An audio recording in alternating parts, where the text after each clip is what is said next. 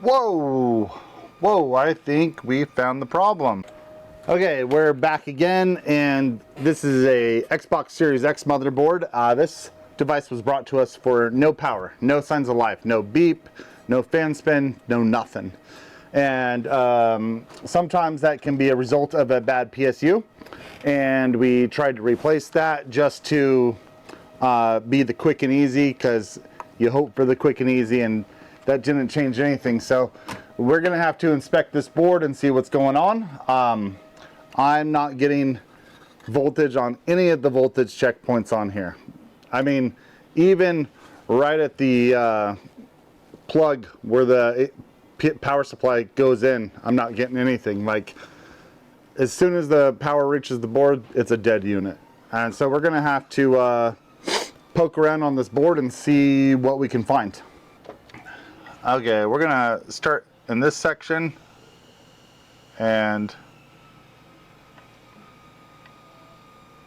well, what am I doing here? Oh, I'm not grounded. Okay, that looks good. That looks good. That looks good. Right? Good. Good. I'm getting a bit of a long beep, but these are actually all checking out according to the multimeter. Alright, that's no good. I mean, that is good. Let's find our way. We're just gonna be checking capacitors. Whoops. Oh. These are shorted out. That's not good. Let's see, we're gonna continue here. That's shorted out. This whole area is shorted out. Whoa, whoa, I think we found the problem. This guy is quite blown. Hopefully there's no additional board damage. Let's get this focused here. This component is so blown out, and we're gonna have to remove this, and hopefully the layers on the board are damaged and are okay. Let's see, this says 568230. I'm gonna do a quick internet search for that chip, and a quick Google search brought me to a parts website that labels this as the DC power supply chip. It's cheap. I want to order some of these just to have them on hand. But it says it's coming, this website says it's for the Series S, and I have a Series S donor around here, so I think just to get this job done, because I don't have spare parts on hand for these, I'm gonna pull this chip off of a Series S. But let's start by removing the chip from this Series X. I'm just gonna put a mark right there so that I know that the pin 1 is that corner. Now I'm gonna try and do this with it attached to the heat sink, and that might be a bad idea. It might just make all the heat dissipate and I'll never get this off. But I'm gonna give it a couple minutes just in case I'm able to. So that chip wasn't going to be coming off, so I had to take the motherboard off of the heatsink. I mean, obviously, I'm not even sure why I tried. But I was led astray. And the Series S doesn't have that chip. But I can order the chip from Mouser. It's a TI, Texas Instruments chip.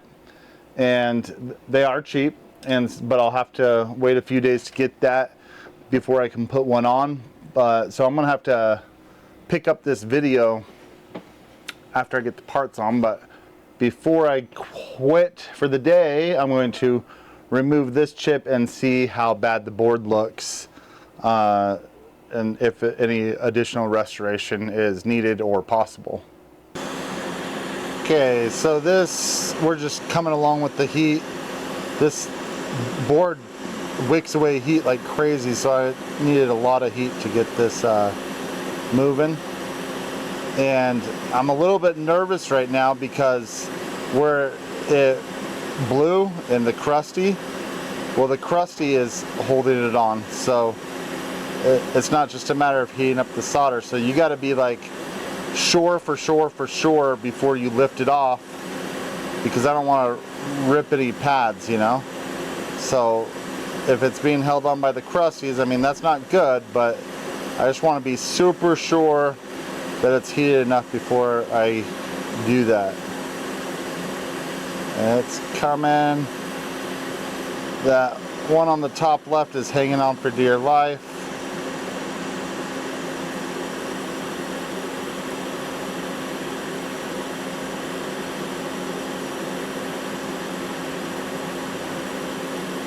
And it's just not letting go.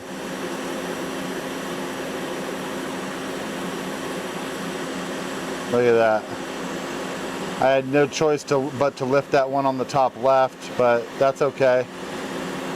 But the real problem is this mess right here. I'm gonna have to see what's going on there.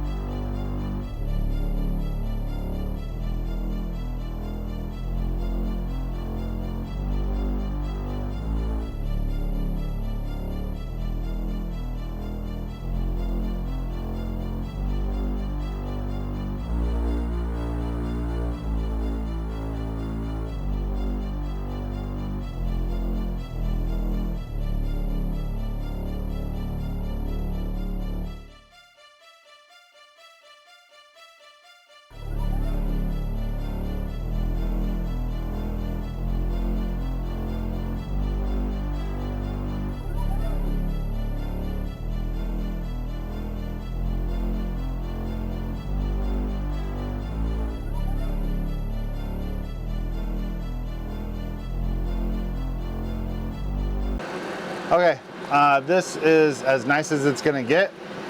Looks super jacked up, but here's my game plan. I'm gonna resume my recording when I get my chip, but these 4 pads here are all intact. Those 5 are all intact.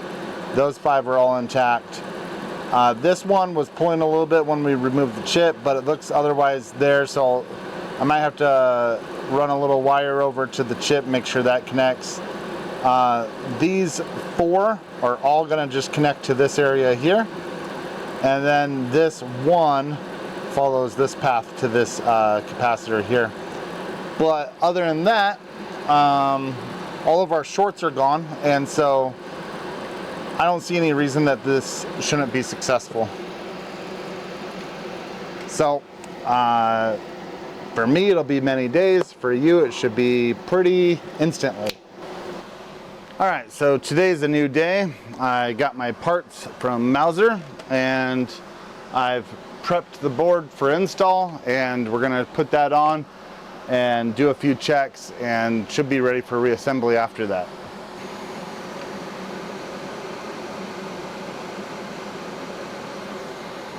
Oh, I lost it. Hang on. Alright, we're going to heat from underneath. I'm going to create a little pool of flux to set the chip down into, and as soon as that solder gets melted, we'll try and place it.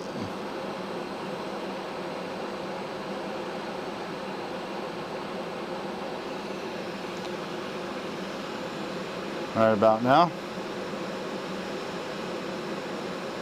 Oh, freak.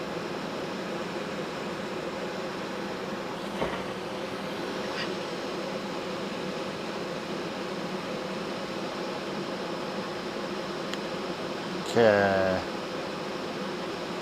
let's try to get this aligned as close as possible. It's going to be a challenge since the pads are all jacked up. I'm going to give some more flux here. And there's, the board is hot.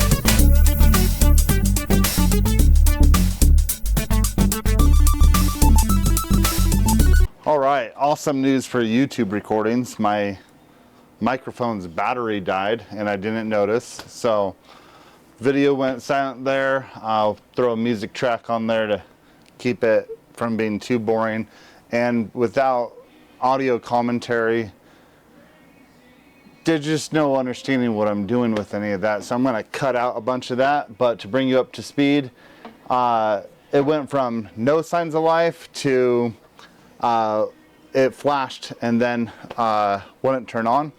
And what I discovered was that customer also had a bad power supply unit, and it basically blew out the same chip that I just replaced, so I had to redo the work. But now we're back to the final test. I got my channel up on the top right, and we're going to plug HDMI in and power and turn it on. And you can see here that I have a light that's on. And looks like something's coming up on the channel. Yeah. All right. This job is done. It was a real pain in the butt, and I only got to share part of that with you. But boy, this customer is going to have to pay for a new power supply unit and the labor of the job once, even though we did it twice. Essentially, they're paying for the board repair and the replacement power supply unit, because I can't just give those away. They cost too much money and can't be included at the rate which we charge for the board level repair. But this job is done. I'm going to get it put back together. Customer is going to be stoked because they're coming in tomorrow, and I was under a deadline to get this fixed. All right, thanks for watching.